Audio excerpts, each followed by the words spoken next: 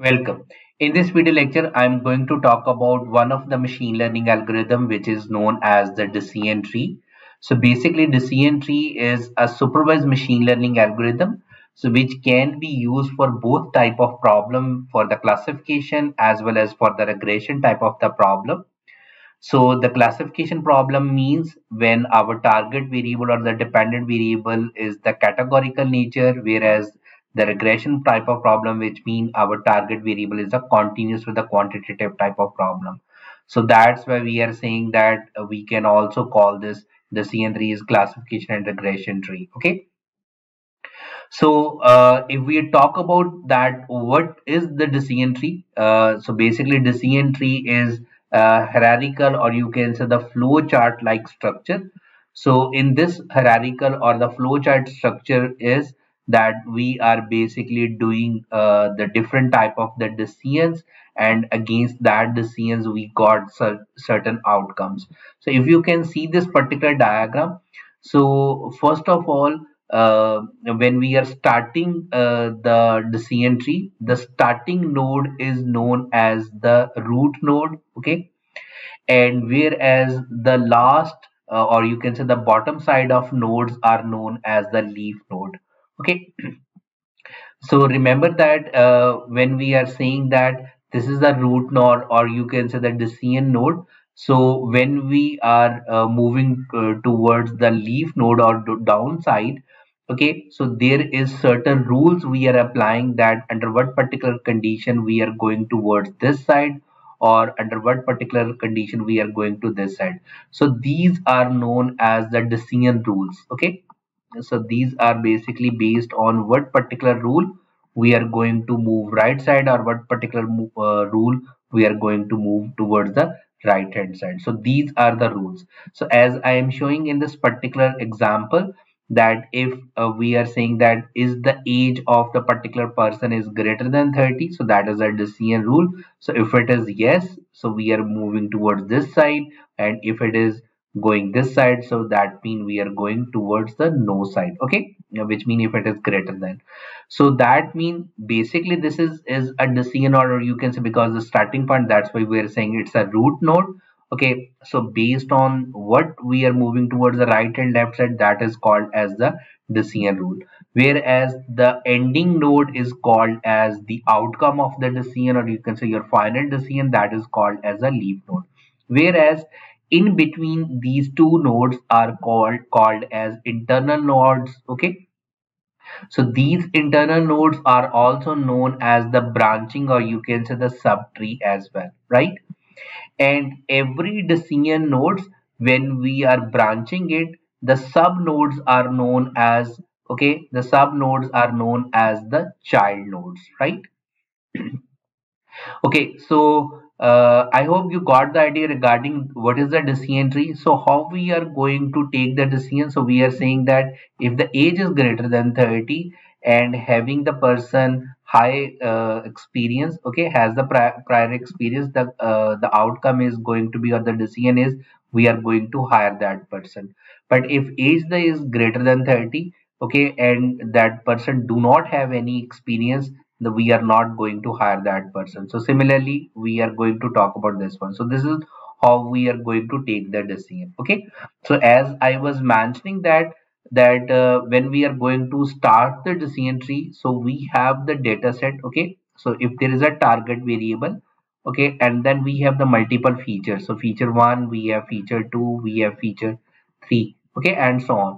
The question is in the decision tree, or the challenge is that based on what particular condition, or based on what particular rules, we are going to decide whether we are going to start the decision tree based on the feature 1 or feature 2 or feature 3. So we have certain method we will talk about in a minute, that using those methods we can decide that which feature we are going to pick the first one in order to develop that decision tree, okay? But first of all, let me show you that if you have all the features are the categorical nature, so how we are going to develop a decision tree. So I will show you example. Similarly, if we have certain features are continuous type, so how we can do the deal those one as well, okay? So as you can see from this particular decision tree, So while one of the feature is the outlook, another is a humidity, another is a wind. So the values of those features are the categorical nature. So obviously those values, based on those values, we are going to branch it. Okay. So like there is a three values of the outlook, whether the weather is sunny, overcast, or the rain. So that means there is a three branches. Similarly, in a humidity feature, we have the two values, whether the humidity is high and low. So we have the two branches. But if you can see over here, if we got these features, whether it's instead of the categorical type, we take the data in terms of the numerical. So in that particular case, we have to decide the decision rule that against what particular rule we are going to branch, left hand side or right hand side. As I am mentioning over here, if the wind is greater than 20, so we will move towards this one. If the wind is less than and equal to 20, we are going to this one. So you can decide this decision rules based on this particular 20, is that is basically a threshold value. So you can decide whatever based on your problem. Okay, so it is not compulsory that you are branching to. So maybe you can say that if it is greater than 20, the wind is greater than 20, or if it is between 20 to you can say 30. Okay, so that means greater than 20 but less than 30. Okay, that in that particular case we are going to branch it, and if it is less than or equal to 30, then we are going to branch this one. So that the threshold value you are going to decide based on your particular scenario. Okay, so basically, so what the decision tree is, or you can say how the decision tree works. So basically, decision tree is trying to develop the decision boundaries. So the decision boundary is developed based on the basically we are trying to divide the feature space into the rectangular or the axis parallels. So what does that mean is, so if you can see that from this particular example, if we have two feature, one is the x2, another is the x1. Okay, as we have shown on this particular diagram. Okay, so we decided that if x2 is less than 3, okay, so we are going to move this side. So let me show how it is going to be do it. So basically it is going to draw certain decision trees and parallel to the axis, and try to develop the, or you can say, and find out the spaces against those features. Okay, so that means x2 is equal to 3 means, so we are going to draw this decision boundary. Okay, or you can say that basically we are reducing the search space. Okay, when x2 is less than 30, so that means we are talking about this part. Okay, when the x2 is going to be greater than 30, so that means we are talking about this space. Okay, and then further we are saying if x2 is less than 30, move towards this one. So that means if x2 is less than 30, check whether the x1 is less than 4 or a greater than 4. So this is this one.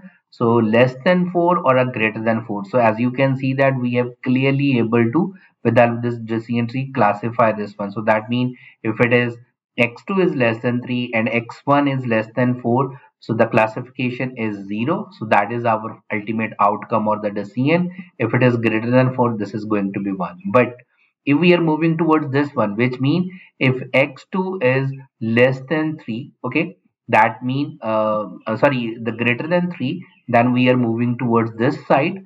And then we are saying if x1 is less than 3, okay, so that is we are talking about this side. Okay, further we are saying that the decision tree is if it is greater than 1, okay, so greater than 3, so that is this one. But then further we are saying if x2 is less than 4, so it is zeros and 1. So this is basically based on the decision rule, we are able to classify the classes into the k, which is right now in this case is the binary classification, and those we are labeling with the help of those rectangular spaces. Okay, so I hope you got the idea regarding what's the logic behind this decision tree is. So if you remember in a previous lecture we talked about the logistic regression. So logistic regression is a mathematical model, and where we are getting the classification based on certain probability. Okay, and that was the S curve based we were deciding it. Whereas over here we are doing certain decision rules we are using to classify the things, and we are basically reducing the spaces, or you can say based on the features we are reducing the spaces. Now the question is, under what particular decision-making criteria or based on what methods we can use in order to decide whether we are going to start developing the decision tree starting with the feature 1 or the feature 2 or the feature 3. Okay, so that means how we are going to decide that from which particular feature we are going to start making the decision tree. So for that we have, right now I'm talking about the three methods. One is called as the entropy, another is the information gain, another is a Gini index. Okay, so what is entropy? Basically, the entropy as well as the Gini index is the measure of impurities. Okay, whereas the information gain is called as the pure measure of purity. Okay, so when we are saying that, so measure of impurity means that is basically indicating that the data, when we are saying there is a high entropy or high Gini index, so that is indicating the data is purely a mix or impure, and we would not be able to classify it properly. Okay, or we cannot distinguish it properly. Okay, distinguish the data properly. But if the entropy is low, that is indicating that we can clearly classify based on that feature the data set. Okay, so which mean that is basically the disorder or the uncertainty in the data, that what the entropy is measuring it. Okay, so once again the interpretation is, if the entropy is zero, or you can say as minimum as possible, so the zero is indicating the perfect pure node. So that means based on that particular feature we would be clearly able to classify, or you can say separating the data into different parts or the section or the spaces based on that particular feature. So if the entropy is exactly equal to 1, there is a maximum impurity. So based on that particular feature, so there would be not clear cut way to you can say separate the data set, or you can say there is no clearly we can uh, make the spaces. Okay, okay, now as you can see that smaller the entropy is, better that feature is going to be selected for making the decision tree based on that feature. Okay, so the formula for the entropy is, that is minus sum of probability log base 2, that is the probability of I.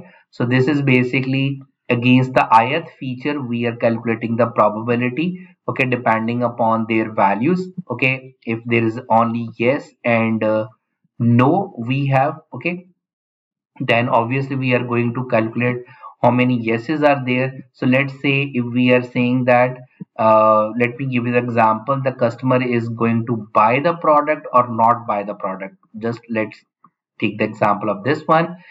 Okay, so there is seven customer are saying that we are going to buy the product. Okay, the five customer are saying that we are not going to buy the product out of total 12.